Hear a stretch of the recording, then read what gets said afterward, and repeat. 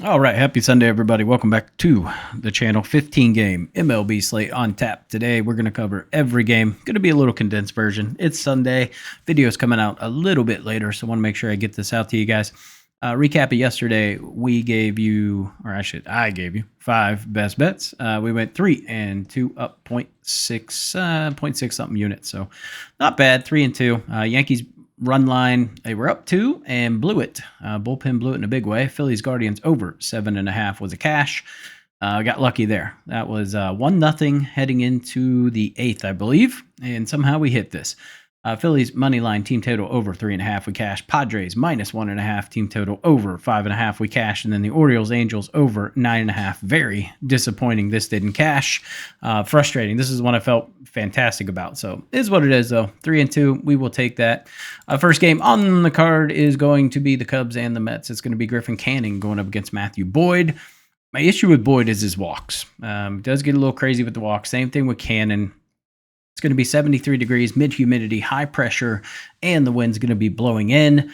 I would lean towards the Mets. Reasoning, Matthew Boyd, runners in scoring position, has not been good. 371 on the season. He's given up some medium contact. Hard contact's been pretty good, but his medium contact's up there a little bit. Whereas Griffin Canning, giving up not very much hard contact. Medium contact's been good. Soft contact's been good. Runners in scoring position, giving up a 214 average. So slight lean towards the Mets in this one, but not really a game I want to touch. I do like the Nerfy. Both of these teams are bottom 5 in terms of runs scored in the first inning. So yeah, I like that Nerfy play, but that's about it. Lean Mets, but I do have some concerns with Canning and the slider, which he throws about 35% of the time. Cubs are the best in the MLB hitting the slider off righties, and they're 6th hitting the changeup. So those two he throws about 60% of the time, pretty close to 60% of the time. So could definitely find an angle to get to the Cubs here, but to me, it's just a Met spot. All right, next game. Let's get up here to where we should be anyway. We do have an official play and a lean in this one. Braves and the Pirates. Chris Sale going up against Carmen Mlodzinski. Sale, we've seen him return to form a little bit. 10 Ks in his last 2 outings, only giving up 3 earned runs in his last about 19 innings or so. So we are starting to see some Chris Sale form here. So the play I have in this one is the Braves to win and Chris Sale to give up at least 4 hits. That's something he's done in every single start this season. Put those two together, you get plus 100. I just don't want to pay this price for the Braves. I'm not paying minus 199. Another play I do like in this one that's also plus 100 is Chris Sale to win the game. I do expect he'll throw into the 7th inning in this one. But the Braves do have the day off tomorrow, and they have their arms available. So if he does get into trouble, they might be a little quicker to pull him because of that. Pirates have to play a series against the Mets tomorrow. Don't love their bullpen right now, how it's looking. Carmen Mlodzinski's been a guy that really hasn't gone a ton of innings. So I do think he goes under that 15.5 outs line for today. But give me the Braves and Chris Sale to give up at least 4 hits. Now, it's a little scary because the Pirates have been struggling against lefties pretty mightily, hitting 213 over the past 2 weeks, 125 over the past week. But I still think there's some guys that should be able to get hit today. I think Tommy Pham, Brian Reynolds, Bart, McCutchen, those guys don't have terrible matchups against Sale. So I think that they'll get the 4 hits for us. All right, next one is going to be the Cardinals and the Nats. We do have an official play in this one as well. It's going to be 86 degrees with low humidity and high pressure. Basically no wind. It's like a 1-2 mile an hour wind blowing in from left field. Mackenzie Gore going up against Miles Mikolas. We see this line ridiculously favored the Nats. There's no way I would pay this price for this Nats team. But what I do like is Mackenzie Gore to go over 6.5 Ks. I have him projected for 8 today. So we're going to take the over 6.5. He is striking out lefties at an insane clip of 44%, striking out righties at a 34% clip. Now, that said, this Cardinals team doesn't strike out a ton, which is why the line's a little bit lower. I mean, we've seen him strike out 10, 11 guys this season. So I like him to get 7 for us. I would lean towards taking the Cardinals on the run line. So take them plus 1.5 today. But that's the only official play I like is the Ks. Next one, Rangers and the Tigers. Nathan Eovaldi going up against Reese Olson. My only issue with this game. I do think we see a bounce back, and I do like the Tigers. Reese Olson's not someone I necessarily trust. He's 4-2 on the season, giving up an opponent average of 213. Eovaldi 3-2 with a 2 ERA and a 200 opponent average. Both of these guys do a really good job of limiting damage with runners in scoring position. Olson this year only giving up a 161 average with runners in scoring position. But in terms of hard hit percentages, both of them are relatively high. So I am concerned there, but where the angle I like the most is the Tigers hitting with runners in scoring position have been the best in baseball over the last week, second over the last 2 weeks, and fourth overall during this season. They're hitting 407 runners in scoring position over the past week. They're hitting 287 off of righties over the past week, 266 on the season. This is just a good bounce back spot here to take the Tigers, but no official play in this one. Brew Crew versus the Rays. This is going to be Chad Patrick and Drew Rasmussen. So Patrick at home has been really good, but we've definitely seen a difference when he goes on the road. His ERA goes up quite a bit. Hits allowed goes up quite a bit. So this is I understand why the Rays are priced here. In terms of the weather, 86 degrees, mid-humidity, mid-pressure, 18-mile-an-hour wind blowing out to left field, and Chad Patrick gives up a very significant fly ball percentage. So 72% fly ball compared to 28% ground ball. Drew Rasmussen's a little closer to even, 52 and 48. So I do like the Rays in this one. I would take first 5 minus a half a run.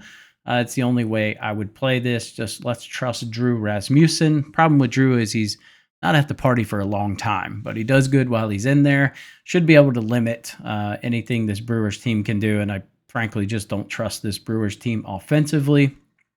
Technically, it's a good spot for a Nerfy, but with home runs being up 27%, runs being up 12%, not touching that Nerfy whatsoever. All right, next game is going to be the Marlins and the White Sox, the series that no one cares about. Sandy Alcantara had a really rough start to his season. He's got an 8.42 ERA, opponent average of 258. But you got to look at who he's been facing. Been facing some really good teams, and he actually has a great pitching split matchup tonight. White Sox are 29th hitting the fastball. They are 26th hitting the slider, 24th hitting the curveball, 23rd hitting the changeup. So it's Marlins or nothing here. 57 degrees, mid-humidity, mid-pressure, and 8-mile-an-hour wind blowing in. So kind of crappy weather here. As usual, I will continue to fade this series. This is awful. But yeah, I see why the Marlins are priced at that. Yeah, just a complete fade of a game for me. Reds and the Astros. We saw the Reds just open up a can of whoop ass last night. That was pretty wild.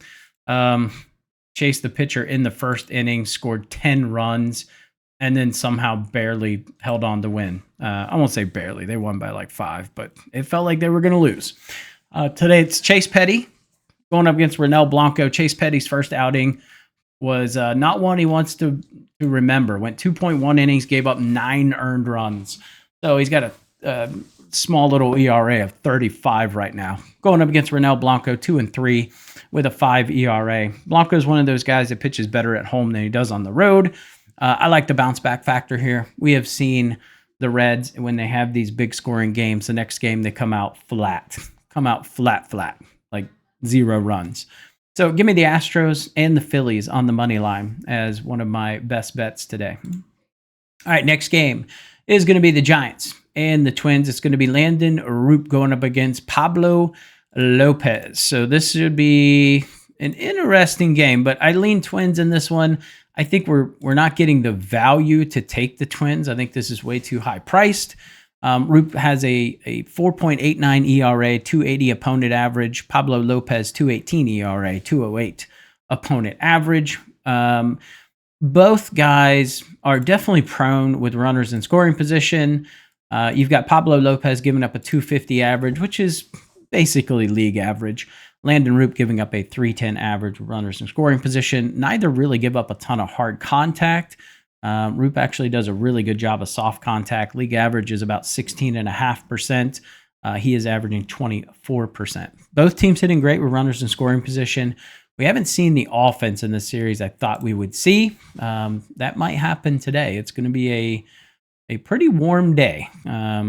pretty good conditions for scoring runs in this one. So maybe lean towards the over 8, but it's Twins or the over for me, but no official play. Red Sox and the Royals. It's going to be Seth Lugo going up against, I want to say Giolito, I believe. Yeah, Lucas Giolito.